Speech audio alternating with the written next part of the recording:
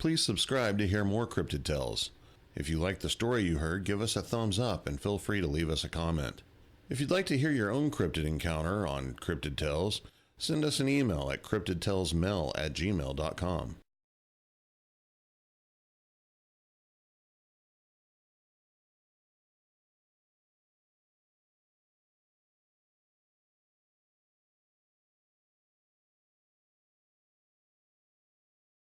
My encounter took place in 1976 in Nebraska.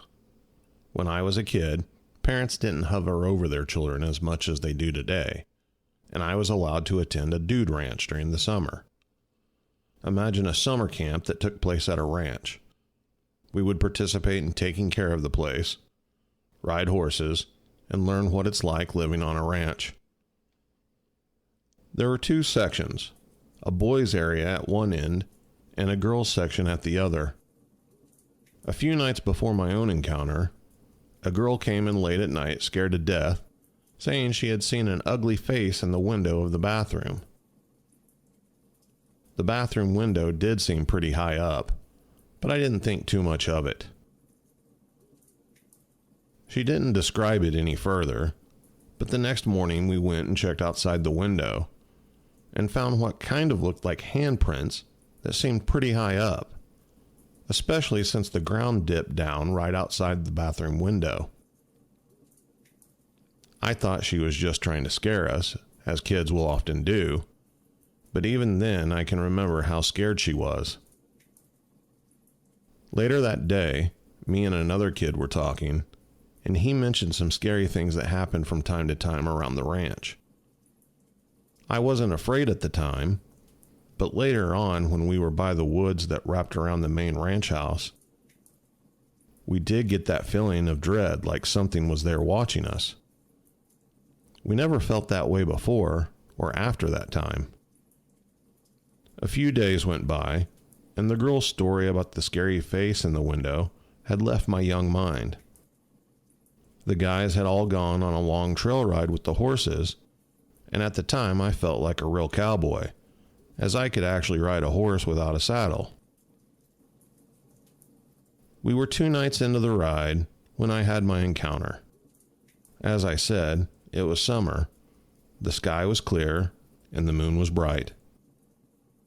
We were all asleep around the fire when I suddenly woke up in the middle of the night. I immediately had the sensation that I was being watched. I don't know how, but I knew that something was out there, and knew exactly where it was. I found myself staring towards a nearby hill. Halfway down the side, I saw a figure. My first thought was that I had caught one of the counselors trying to scare us. They would do things like that from time to time and get a big kick out of it. But it didn't take long before I knew something was wrong. This was no counselor. What first got my attention were the arms. They were way too long to be a human. They hung all the way down to the knees. I could see the thing's silhouette. It was covered in hair and was leaning forward, kind of stooped over. It started swaying back and forth. This swaying and the arms are what really scared me. I knew it was not a person. Unlike a lot of Bigfoot reports you hear, this thing was not massive in size and didn't have a cone-shaped head. To me, it looked like a big monkey. I had the impression that its body was extremely solid, like it was dense and powerful, but not super defined like a bodybuilder. It was only about 60 feet away, but because of the darkness, I couldn't make out any details of the thing's face. When I first saw it, it wasn't swaying and didn't seem to start doing it until it maybe realized I had seen it. I'm not really sure how long we stared at each other. It could have been a minute or 5 minutes, but it seemed like forever. I had lost all sense of time during the event. Eventually, the thing just turned and continued walking down the hill until it disappeared into a holler at the bottom. The next morning, I took my horse to the holler, where I had last seen the creature. The entire area was overgrown in thick, heavy brush. I have no idea how it could move through all that and do so without making any noise like it did. One other thing happened that to me was just as scary. We were riding out for the day on horseback, and we went by this old homestead, which seemed in its current state more like a shack. You could tell it was really old. It didn't even have windows. But with the old rotted walls and gaps in the boards, you could still see inside. While riding by, I remember seeing 3 or 4 forms inside that had white hair. All I could see were heads, and it seemed as if they were bobbing up and down, kind of like people sitting at a table while eating. That really bothered me. I kept thinking maybe it was just cloth or something blowing in the wind, but in my mind, I knew better. 40-odd years later, and those events and images still haunt me. I have tried to dismiss them as imagination, but I know what I saw both times. I never went back to the Dude Ranch again, and it was a long time before I even went back to the woods. As I got older, I put it all in the back of my mind, and basically forgot all about it for years. It wasn't until about 6 years ago that I started to listen to things on the subject of Bigfoot. The problem is, I believe and trust so very little. Most people lie or seem to have an ulterior motive behind their actions. Of course, here I am questioning others, when most people would think I was crazy if they heard my story. Funny how I question other people, but I know what I saw.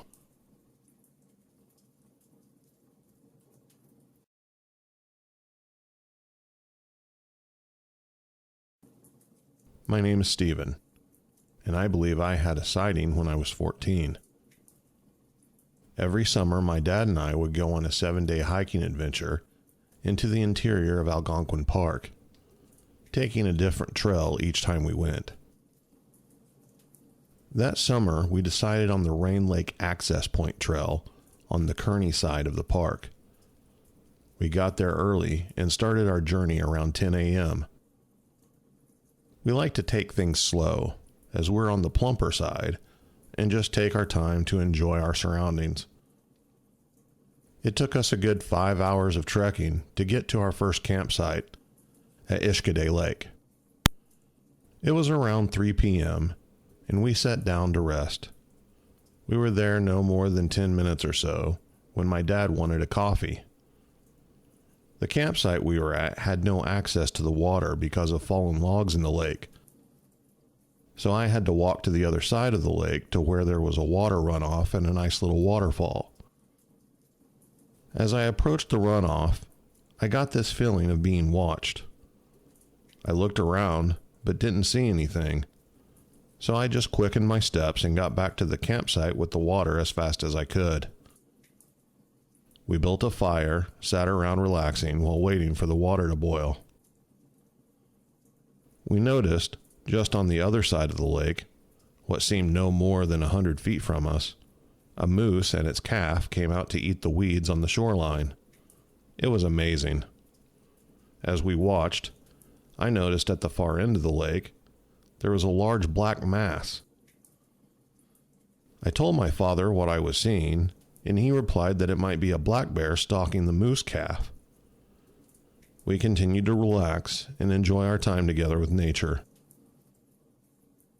A short while later, my dad decided to take a nap and went inside the tent. I continued sitting there, alone, watching the moose. Around 10 minutes passed, and the moose and its calf started to leave. I looked down at the other end of the lake for the bear to see what it was doing. I was watching what I had thought was a bear when it stood up on 2 legs.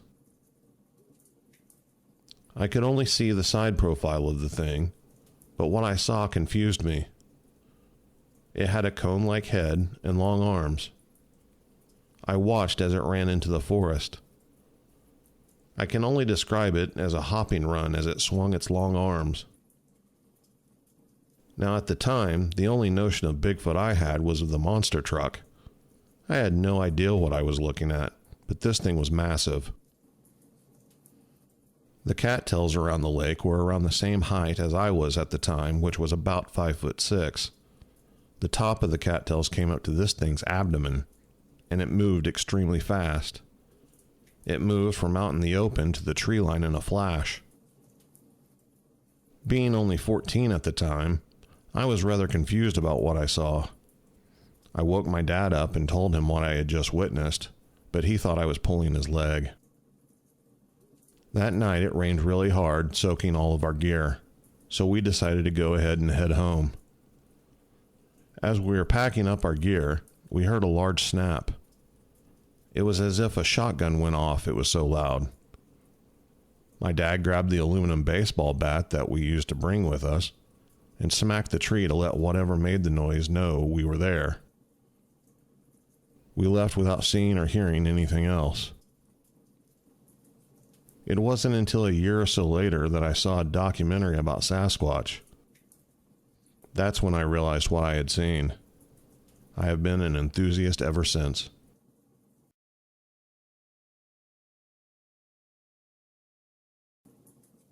My name is Billy, and I'm 45 years old.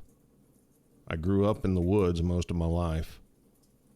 To begin with, I was pretty much raised by my father's parents when I was a small child, in the second grade at the time. They lived in Louisiana, in a very small town in the north central part of the state. They had a large amount of land, mostly woods and swamp. I spent most all of my time in those woods, both hunting and playing. There were fairly large creeks and branches that I loved to play in, as well as exploring and making trails. At that time, I had little to no knowledge of Bigfoot, other than what I would read and one story that my great-grandmother told me. Playing in those woods was always fun for me, so I was in them every chance I got. When I wasn't in their 3-acre garden, that is. They had fruit trees and a very large assortment of vegetables. There were times when I would be either in the woods or the garden that I would get a creepy feeling, like I was being watched or followed. I just felt as if it was my imagination getting the best of me. I would hear what I thought were tree limbs breaking and sometimes crunching of twigs in the woods around me. Occasionally, I would even find what I thought was a footprint in the muddy creek bottoms, and again, I figured it was just my imagination. There were times I felt I was being watched while I was in the garden as well. In those instances, I would simply leave and go back towards the house. I believe now Bigfoot was to blame. Fast forward to 1986. I was 13, and 2 of my cousins and I loved to go camping almost every weekend. This was in the Jonesboro-Hodge, Louisiana area. We camped mostly in the Dugdamona Swamp area, right on the river, roughly 3 or so miles into the woods. We'd hear things at times, but assumed it was just the normal critters. Fast forward again to 1991. I had moved with my mother to Georgia after my parents had divorced. My father still lived in the Jonesboro area, and I went back to visit him. I had gone home to spend time with my family and my father. On this occasion, I decided to take a trip down memory lane, so I got my camping gear and hiked back to my cousins and my old spot. It was grown up a little, much as it was when we first hiked back there for the first time. But this time I was alone. When I got to the old spot, I set up camp and went on a hike through some of the old spots we loved to go to.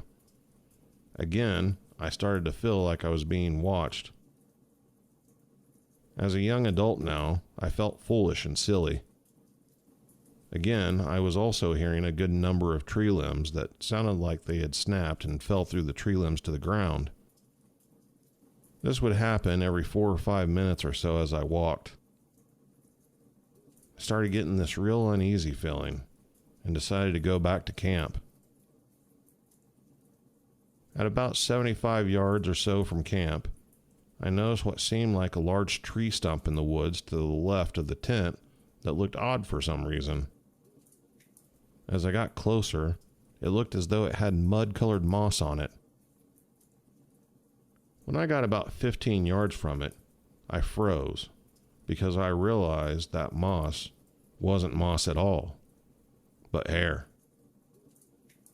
I immediately became scared.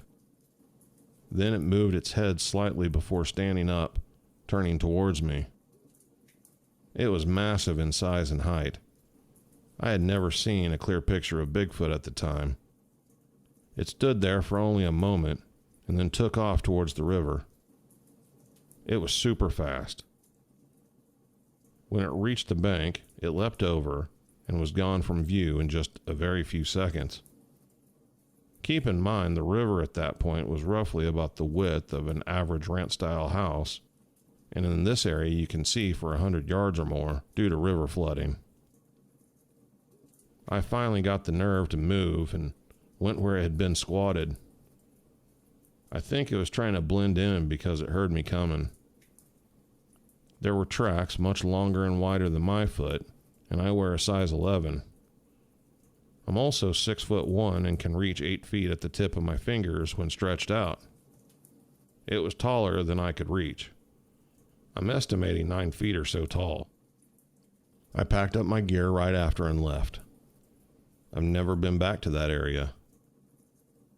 I still hike in the North Georgia mountains today, and I have heard sounds and seen signs, but never saw a creature again.